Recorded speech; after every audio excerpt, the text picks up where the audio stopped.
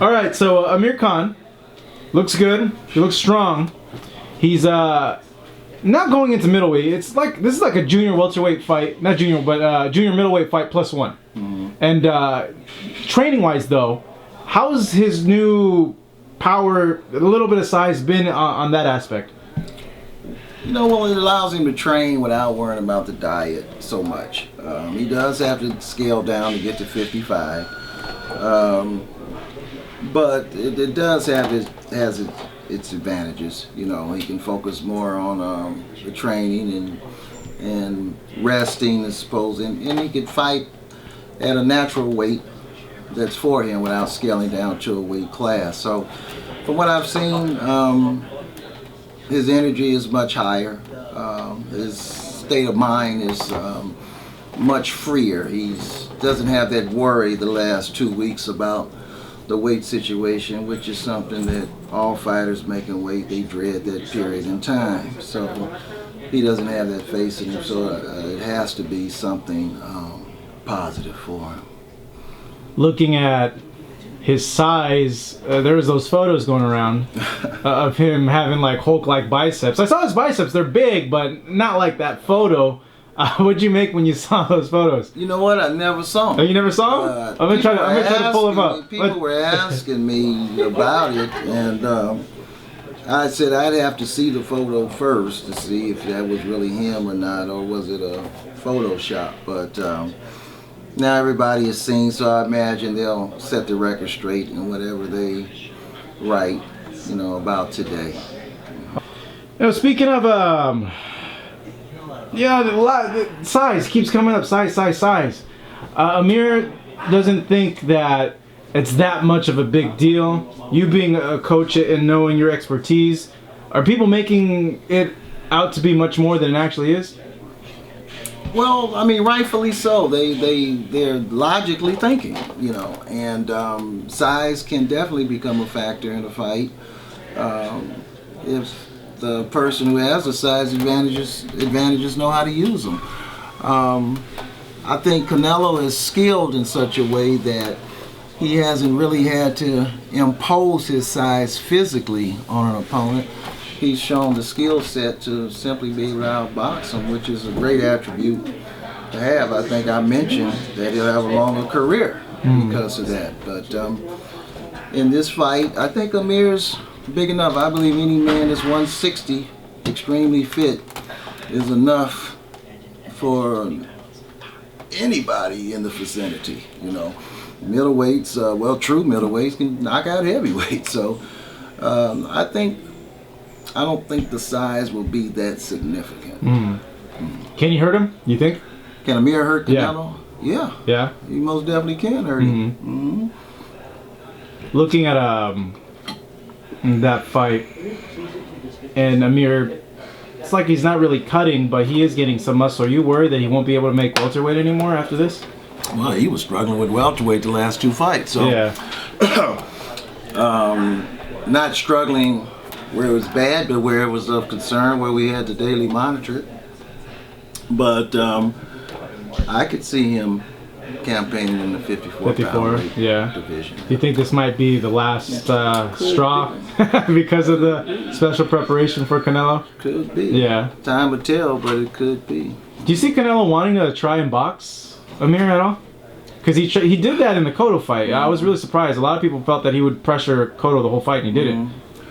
Well, he can box, so that possibility exists. We're ready for him to box. I believe he will.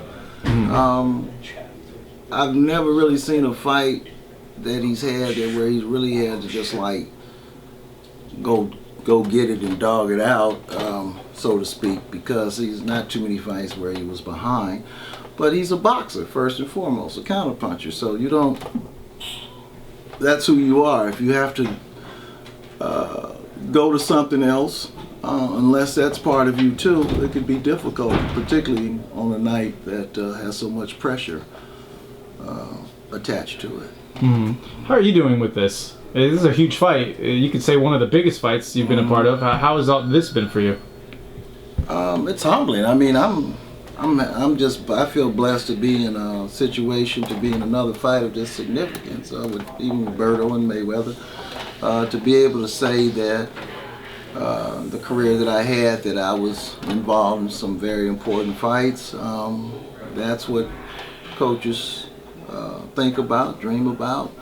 I've actually participated in them, and hopefully many more to come. So to reach that level is very humbling. I'm very thankful for all the people who supported me, and all the people who believed in me, the old coaches who felt that I could take it to this level. That helped me in my apprenticeship times. I'm just glad to be here. Amir Khan, silver medalist, celebrated amateur, good basic fundamentals, fast hands, fast feet. On paper, do you feel Amir should be the favorite in this fight? And do you feel because of those things, he should, I don't want to say outclass, but it should show through in the fight? I don't think on paper, because he's had some setbacks that you can't put up right now against Canelo's undefeated record. So you have to go with what the fighter has accomplished, and Canelo's undefeated, so you have to acknowledge that. You have to give him his props on it, and anything away from that, you'd be, I feel like it would be personal, really. So you have to give him what he's due. He didn't, nobody handed it to him. He made that happen for himself. So, sure, there are some fight people, or people who could look at a fight and imagine a fight, even myself, that could say, well, hey, he's the class in this fight, regardless if the other guy is not lost yet or not. But I'm not going to ever slight an opponent, because it would be the wrong thing to do. And I have respect for all fighters, wherever they are at any stage in their career. They have my respect. So anything you get in my eyes, you have to earn it. Can he win a decision against Canelo? Yes, he can. Yeah? You worried about those close rounds, that it might go to the guy who throws the bigger punch? Well, I think in that situation, I think that Lara's fight might have influenced Cotto's fight. Because it's funny, when I turn the commentating off and look at the fight for what it is. You talking about the Lara fight or the Cotto fight? Yeah. I had Cotto slightly winning that fight, because he blocked. He did. The majority of those punches. They might have came hard, but if they were coming that hard in landing, how come he didn't go nowhere? See, he blocked. You have to give him credit for his ring generalship and his defense. That's all part of scoring. And he blocked the majority of those punches. I could really see in my mind right now from watching that fight that maybe he took only 3 to 4 solid shots that were obvious. But the majority of those big punches, he blocked them. And he wasn't discouraged from being there. So that tells you something there. If they were landing, I think Cotto has the ability to not be in the pocket if he doesn't want to. He can move. So he chose to be there, so it's obvious he was comfortable being where he was in that fight. And he landed enough. I might not hit you harder, but I hit you. And I hit you clean, and then it's almost a slight to him, because he's known as a power puncher. But to justify your scoring and say, well, he didn't hurt Canelo, well, where did Cotto get hurt?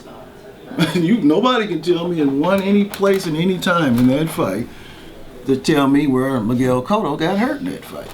So it is what it is, but that plays on your mind. But Amir throws the kind of punches that when they land, you see him land, because he's long and the type of punches that he throws. So it's not going to be any doubt about his clean punches that land. You're going to see them. So I think that has a lot to do with the judges and how they choose to score the fight. On an ending note, looking at future fights. But if I'm not mistaken. Yeah. They gave Canelo, one judge had him winning against Mayweather.